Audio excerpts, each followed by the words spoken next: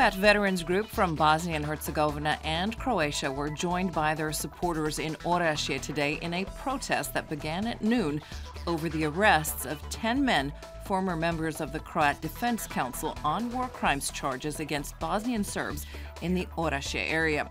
The arrests have dealt a serious blow to relations between Croatia and Bosnia and Herzegovina. The Croatian Parliament's Justice Committee addressed judicial cooperation with neighboring Bosnia and Herzegovina today behind closed doors. Chief State Prosecutor Dinko Cvitan rejected the idea that his office had any responsibility in connection with the arrests. Committee Chair Arsen Bauk said that the moment there is any indication that Bosnian prosecutors are acting selectively on the basis of ethnicity, Croatian lawmakers had to react.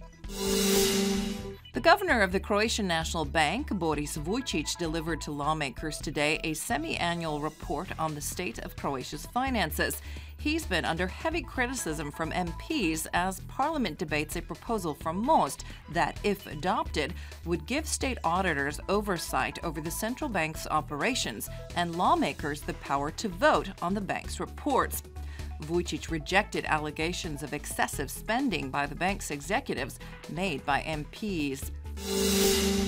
The Croatian government is planning to create a new ministry for the management of state property, which will cover real estate, state-run firms, and financial assets. It will be run by Goran Marić, who told HRT last night he believed in a market economy and that he did favor selling off certain state-owned assets, but that such moves had to be carefully planned and timed.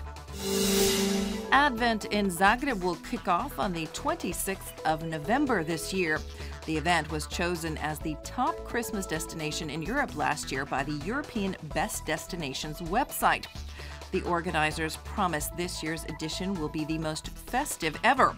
Advent in Zagreb won the Best Tourism Event of the Year award at the Days of Croatian Tourism conference last week, and they are looking to defend their title in 2016.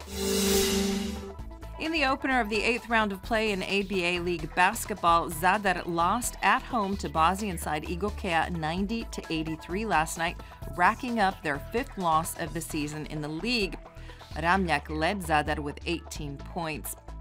Cibona swept past Kvarner in the domestic league in round 5 of play. Cibona won 93-77 for their 4th win. Slavica led the Wolves with 24 points.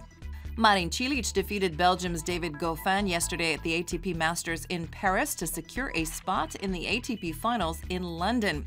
In Paris, Cilic faces a major challenge today. He's up against world number 1 Novak Djokovic in the quarterfinals.